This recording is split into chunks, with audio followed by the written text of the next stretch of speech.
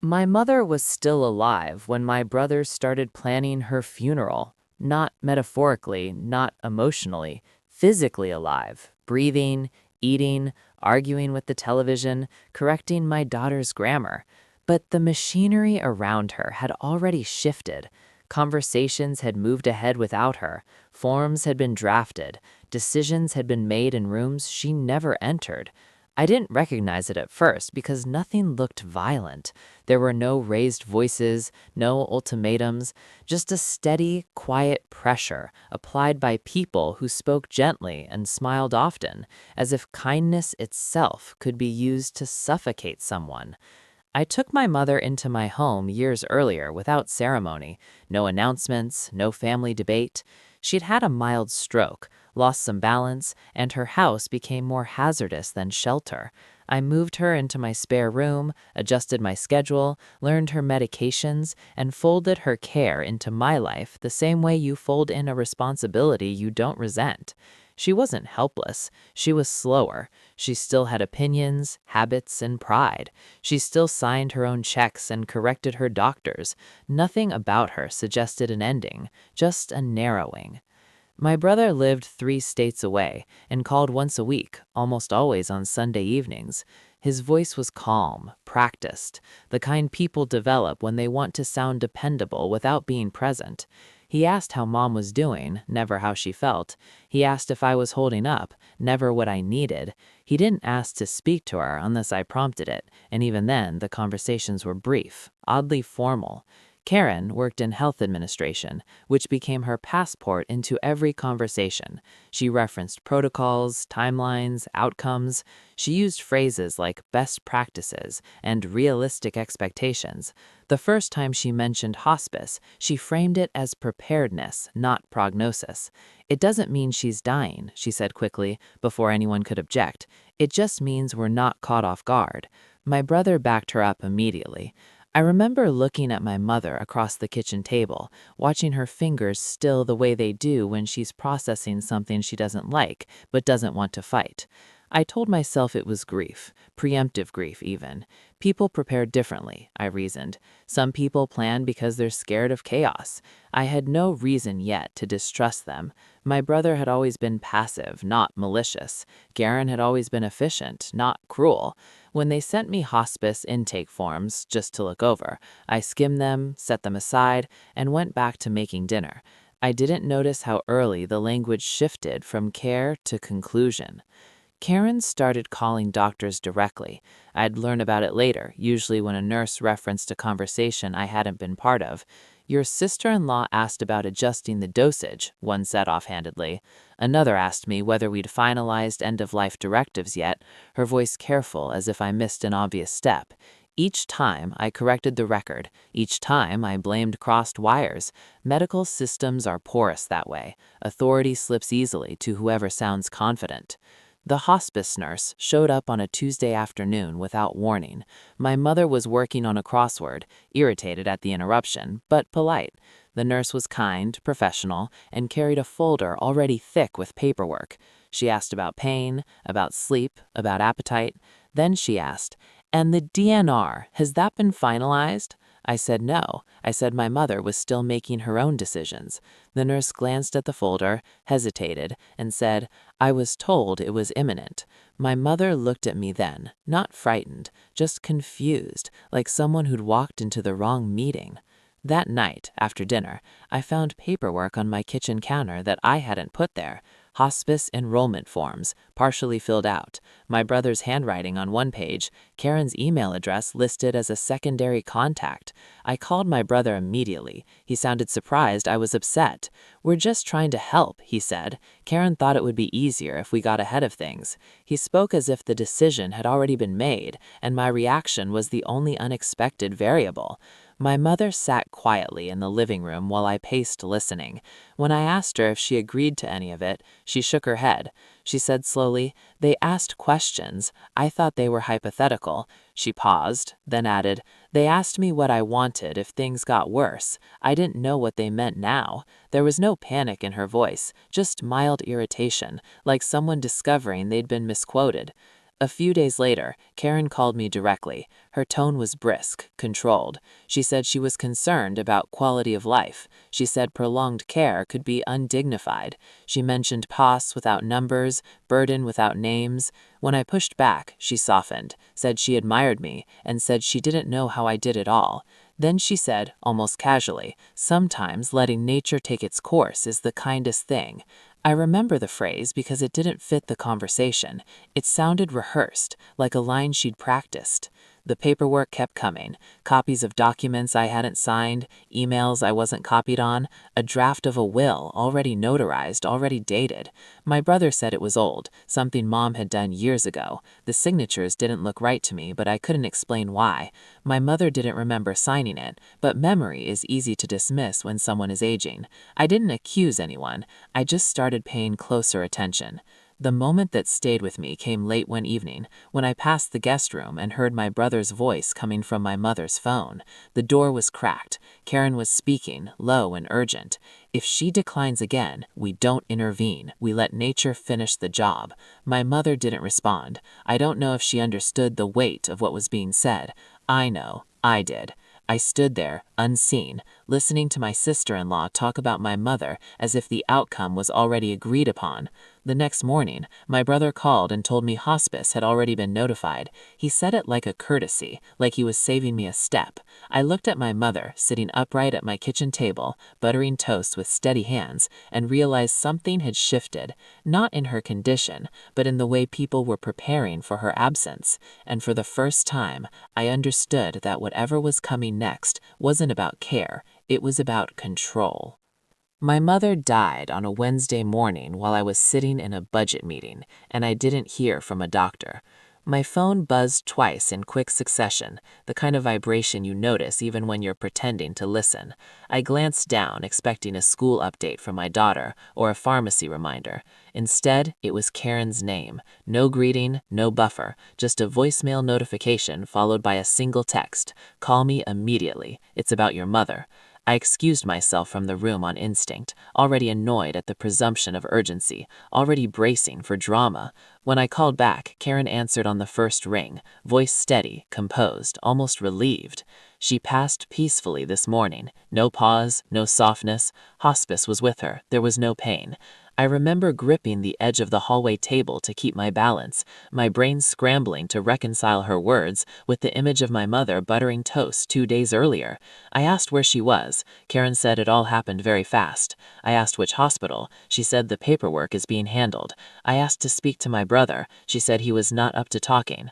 When I asked why no one had called me sooner, she said, "You've done so much already. We didn't want to put that on you." It was the first time concern sounded like exclusion. When I got home, the house was quiet. Too quiet. My mother's room was empty, the bed stripped, the medical equipment gone, even the smell was different, like someone had aired the room out aggressively.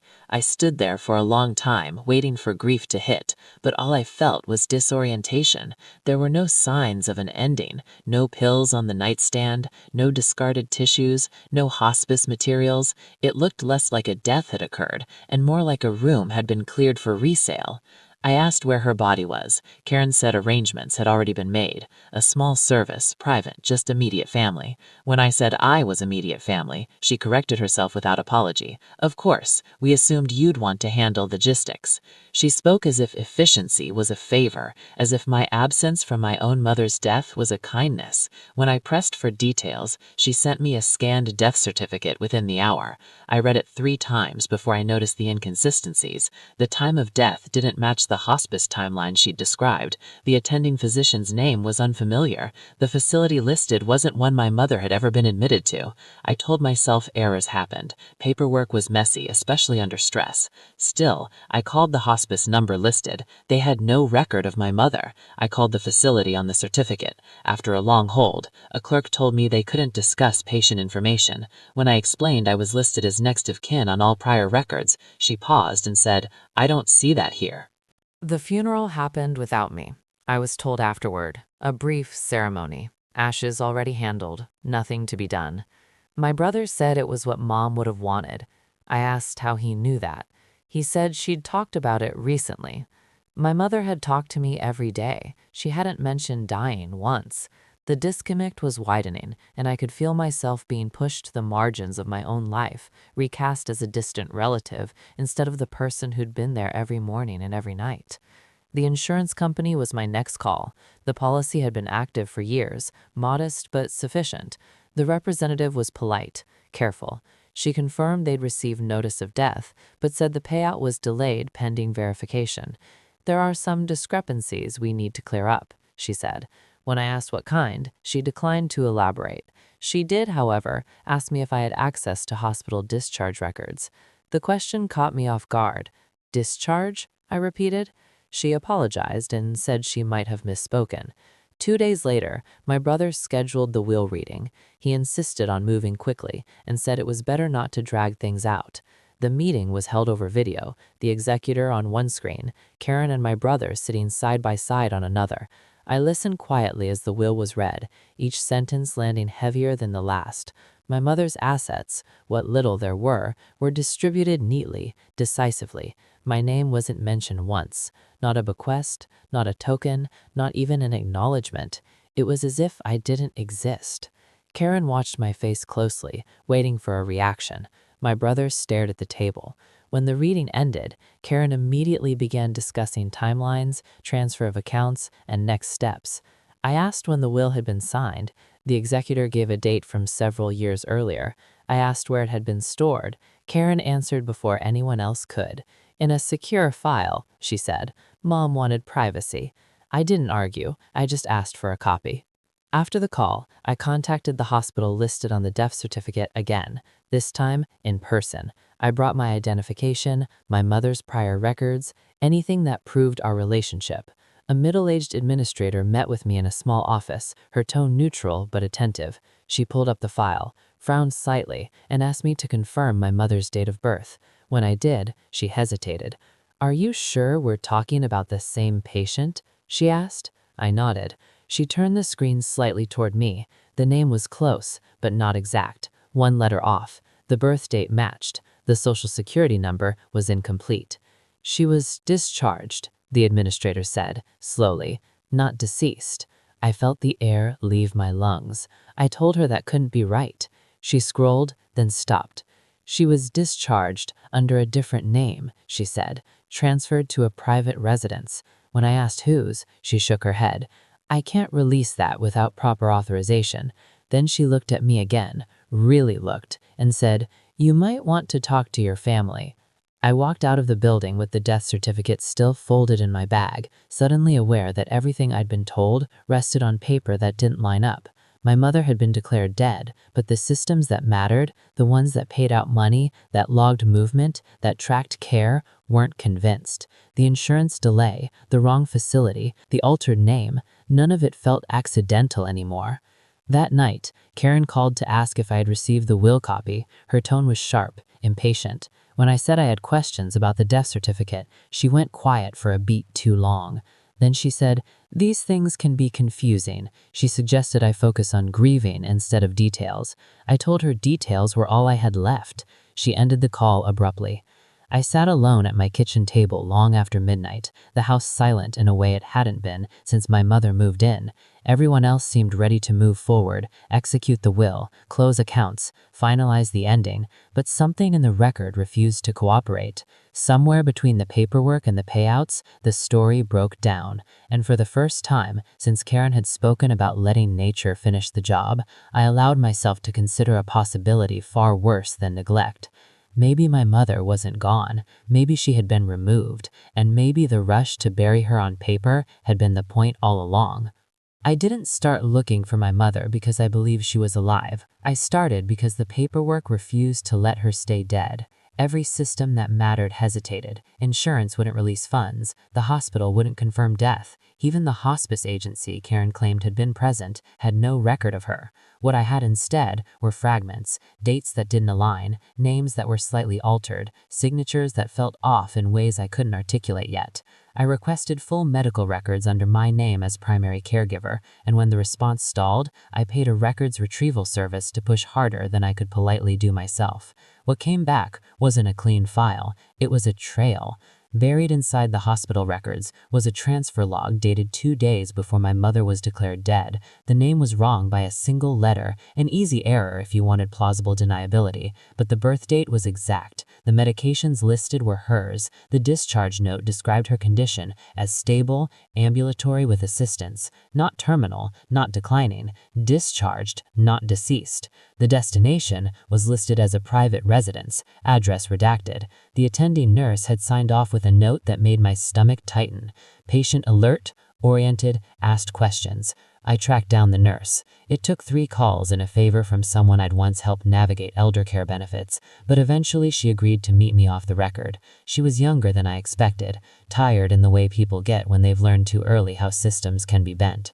She told me my mother had been awake, coherent, even joking when she was discharged. She told me there had been confusion about the name, that she'd flagged it, but was told it had been handled by family. When I asked who signed the discharge paperwork, she hesitated. "Your sister-in-law," she said. She said she was authorized. I drove home shaking, not from grief, but from clarity. Karen hadn't rushed because she was overwhelmed. She rushed because time was a liability. Somewhere between hospice paperwork and death certificates, my mother had been moved, hidden in plain sight, reduced to a clerical variation, and I remembered, with sudden precision, the conversation I'd overheard weeks earlier, the low voice, the phrase that didn't fit, "We'll let nature finish the job."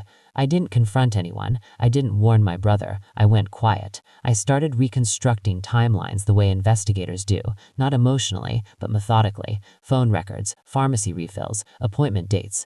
I noticed that my mother's medications had been refilled twice after her supposed death, not picked up automatically, not mailed, signed for in person. The pharmacy tech I spoke to hesitated when I asked who collected them. Then she pulled the signature log and frowned. "This isn't your name," she said. It was Karen's, clear, unmistakable, repeated. I had the remaining bottles tested. I told myself it was precaution, that I was being paranoid, but when the toxicology report came back, paranoia gave way to something colder. There were trace amounts of substances my mother had never been prescribed, not enough to kill quickly, enough to weaken, to slow breathing, to make confusion plausible, enough to make letting nature take its course sound reasonable after the fact.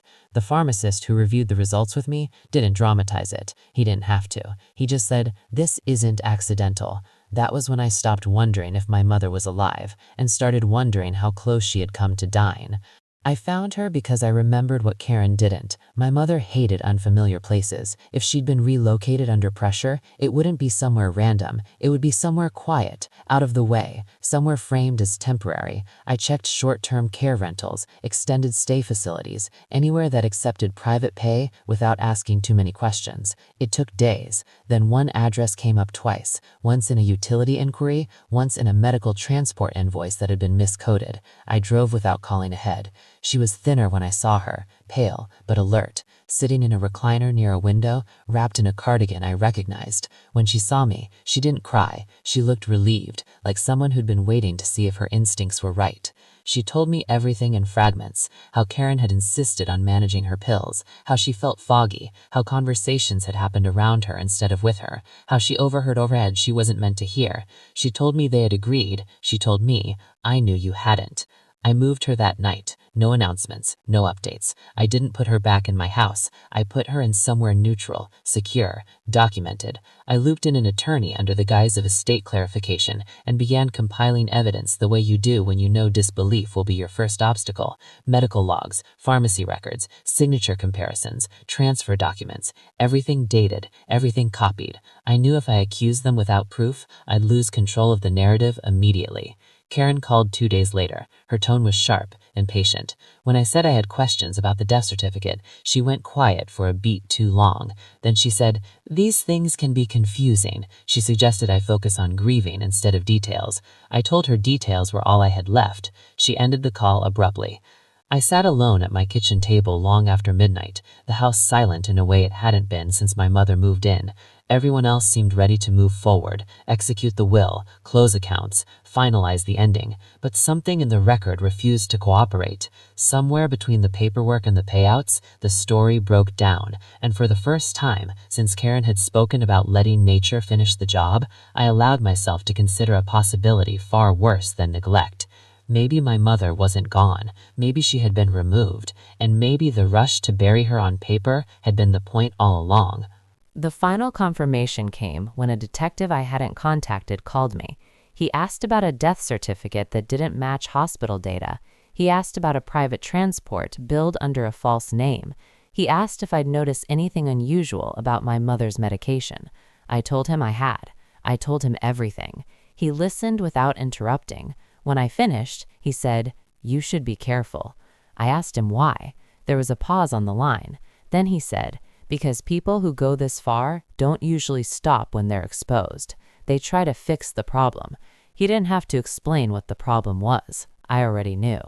My mother was alive. That was the truth they couldn't afford. And the closer that truth came to daylight, the more dangerous my brother and his wife became. The moment my brother realized my mother was alive, his tone changed from accusation to entitlement. He stopped pretending this was about confusion or concern and started speaking like someone reclaiming misplaced property. His calls came more frequently, less controlled. He wanted addresses, demanded updates, insisted on seeing her just to talk. Karen followed up with emails referencing legal authority she didn't have, citing documents that were suddenly urgent again. They framed access as a right, not a privilege, and when I didn't respond, the language sharpened. It wasn't grief driving them anymore. It was containment. I didn't tell them where my mother was. I didn't tell them when she'd been moved again, this time closer to me, into a small monitored guest house owned by a friend who owed me a favor and asked no questions. I didn't tell them I'd spoken to police beyond what was necessary. I didn't tell them the pharmacy records had been flagged or that a formal investigation had quietly begun. I let them believe the only obstacle left was me. People make mistakes when they think removing one person solves everything. My brother showed up at my house on a Friday night just after sunset. I saw him on the security monitor before he rang the bell, standing too close to the door, shoulders tight, jaw set. Karen was in the car at the curb, engine running, headlights off. That detail stuck with me later. At the time, it just registered as impatience. I didn't open the door. I spoke through the intercom and asked what he wanted. He said he needed to come in. He said we needed to talk like family. I told him now wasn't a good time. He smiled at the camera in a way that never reached his eyes and said, "I don't think you understand how serious this is." He tried the handle. When it didn't open, his expression shifted, irritation bleeding into something harder. He stepped back and kicked the door once, not hard enough to break it, just enough to make a point.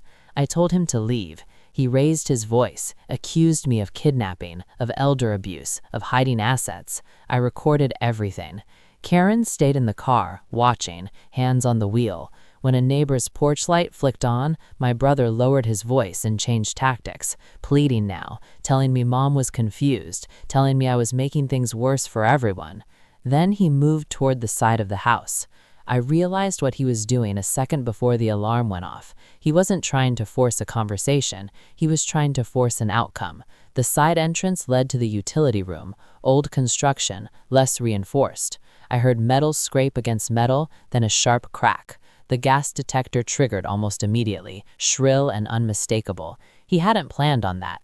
He'd planned on silence, on plausible deniability, on an accident no one could argue with after the fact.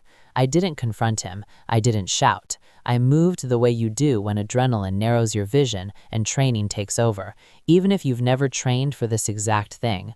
I exited through the back, phone already dialing emergency services, and moved to the neighbor's yard as alarms escalated behind me. Within minutes, lights were on up and down the block. Someone shouted. Someone else called 911. My brother froze when he realized the scene was no longer controllable. Karen drove off. Firefighters arrived first, then police. My brother tried to explain himself, words tumbling over each other, a story forming and reforming in real time.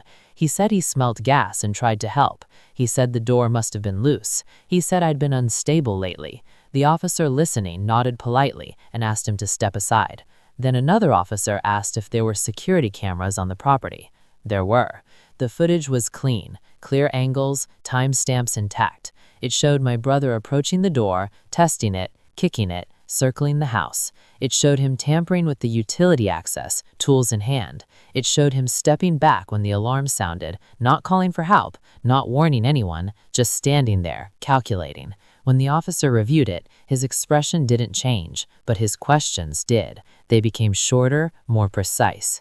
Karen returned 20 minutes later, claiming she'd gone to get help. No one believed her. The car's engine heat told a different story. So did the footage from a neighbor's camera, which showed her idling, then pulling away the moment the alarms triggered. When officers separated them, their stories didn't align. Timelines conflicted. Motives slipped through the cracks they'd left in their rush.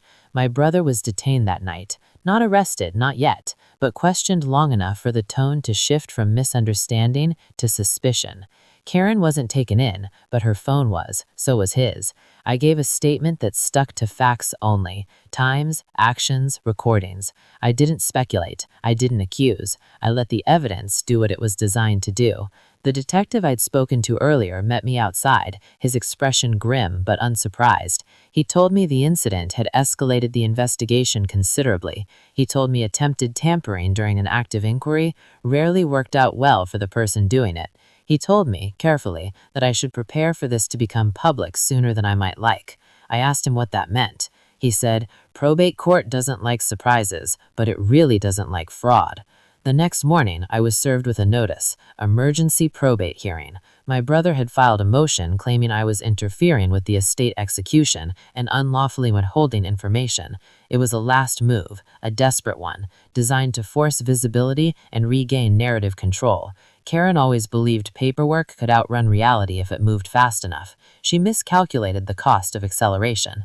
I spent the next 48 hours assembling what I already had into something that couldn't be ignored. I didn't embellish, I didn't editorialize, I organized. Transfer logs, pharmacy signatures, toxicology results, security footage stills, police reports from the attempted break-in, a timeline that showed not just what happened, but how deliberately it had been arranged. And finally, a medical statement confirming what everyone in that courtroom still believed impossible. My mother was alive. I told her about the hearing the night before. She listened quietly, hands folded in her lap, absorbing the weight of what was coming. She wasn't afraid. She was angry in a controlled, focused way that reminded me of how she'd handled conflict my entire life. "They thought I was already gone," she said. "Let them see what happens when the dead walk back in."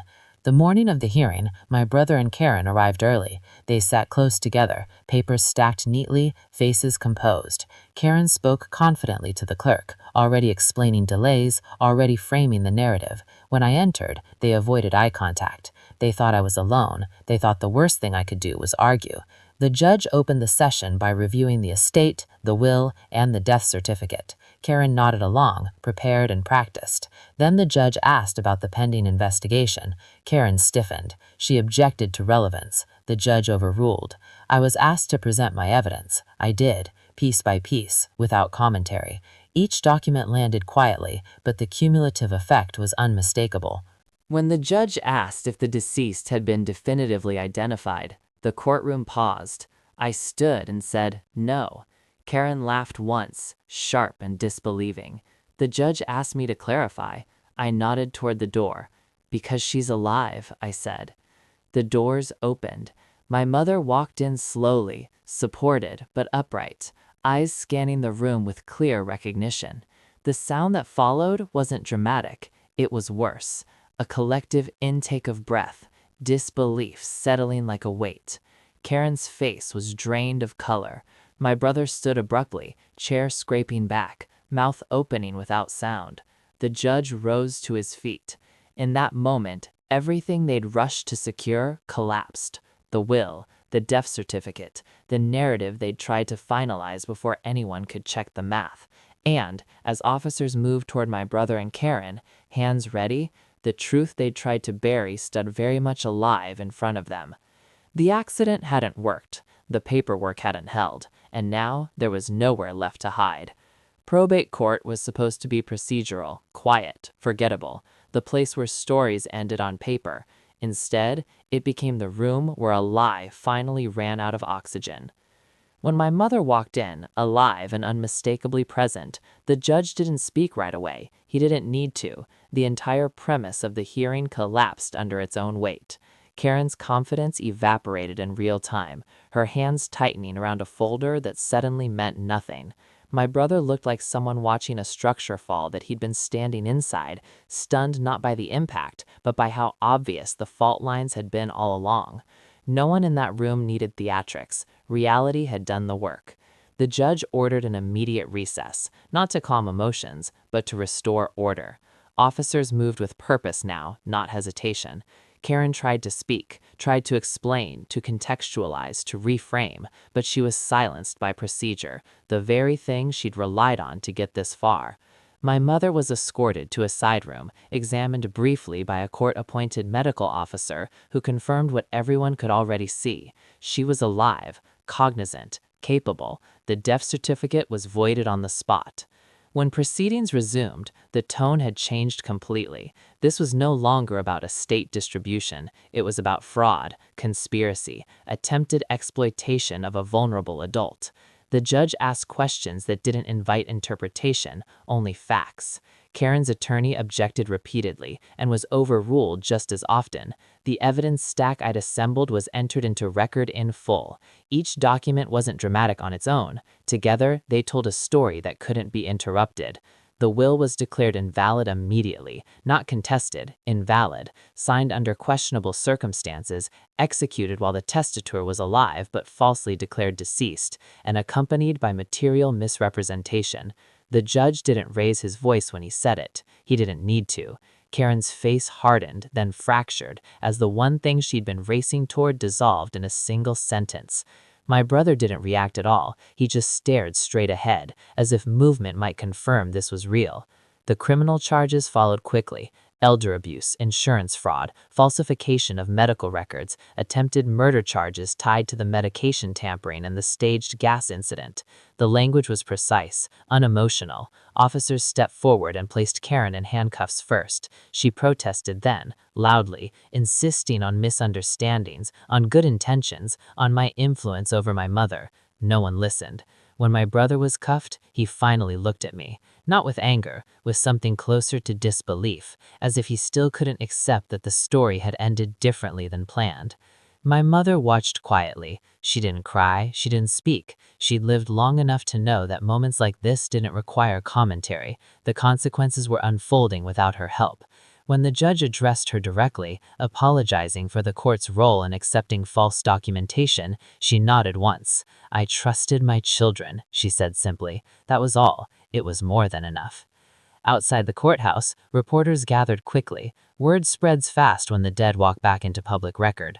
I declined interviews. My mother did too. The story would be told without us. It always is. What mattered wasn't how it sounded on the evening news. What mattered was that the paper trail had been reversed, the narrative corrected, and the damage interrupted before it became irreversible. In the weeks that followed, the quiet was different. Not empty, not disorienting, earned. The house felt grounded again. My mother recovered steadily once her medications were corrected. Strength returned to her hands, clarity to her eyes. She remembered things she hadn't been able to access for months, memories dulled not by age, but by chemistry. Each small improvement was a reminder of how close she'd come to disappearing without ceremony. The legal aftermath moved slowly, the way real consequences do. There were hearings, motions, delays. Karen's career ended before the trial began. Licenses were suspended, records opened. My brother's reputation collapsed under the weight of facts he couldn't argue away. Friends stopped calling. The extended family went quiet, not out of loyalty to me, but out of discomfort. People don't like standing near a truth that asks what they might have ignored. I thought I would feel vindicated. I didn't. I felt resolved. There's a difference. Vindication wants witnesses. Resolution just wants things set right. My mother amended her estate eventually, deliberately, with legal counsel and clarity. She included me, yes, but that wasn't the point. The point was that no one rushed her again. No one spoke over her. No one treated her life like an administrative hurdle. One evening, months later, we sat on the porch watching the light fade. She asked me if I ever suspected my brother before all of this. I told her no. That surprised her. Greed doesn't announce itself, she said. It waits for permission. I understood then that what had happened wasn't born of sudden malice. It was the result of incremental choices, each one justified, each one easier than the last, until the living became inconvenient. People ask me now how I knew, how I caught it, how I stayed calm. The truth is, I didn't know at first. I noticed. I noticed when paperwork moved faster than care, when urgency replaced compassion, when decisions were framed as kindness but executed as control. Greed doesn't always look like theft. Sometimes it looks like efficiency. Sometimes it sounds like concern. Sometimes it wears a family name. My mother is still here. That's the ending that matters. But I don't forget how close she came to being buried alive, on paper, in court, in memory, by people who believed that once a death certificate was signed, the truth would be too tiring to stand back up. They were wrong. And every time I sign a document now, every time I hear someone rush an ending that hasn't arrived yet, I remember this. Some people don't wait for death. They plan for it. And if you're not paying attention, they'll start without you. They plan for it. Greed doesn't announce itself. It organizes quietly. This story ended, but the pattern doesn't.